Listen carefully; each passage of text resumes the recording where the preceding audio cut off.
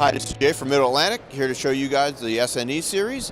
SNE series is one of the newer cabinets that we have on our arsenal, and what it is three different widths. We have 27-inch wide, 30-inch wide, as well as 24-inch wide. And one of the things about the 30-inch wide we're going to touch on is the ability for room for cable management. As you can see here, built-in cable management on the left or the right side. And as we come around side, one of the cool options that we have for this cabinet is what we call an end cable chase. It's a 10-inch wide cable chase that would go end to bay. It allows you to take things off the wall, such as access control systems and all things like that, and be able to put it at the end of the bay.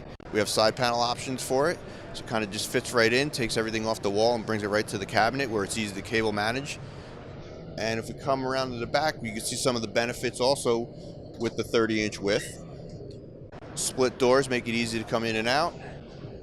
One of the other things too is in the 30-inch wide with the air dams, we actually give you another extra rack space in the sides. So I actually have 4 rack spaces here, so I could do PNC pass-throughs and things like that, or switches and things like that to help with give you more rack space.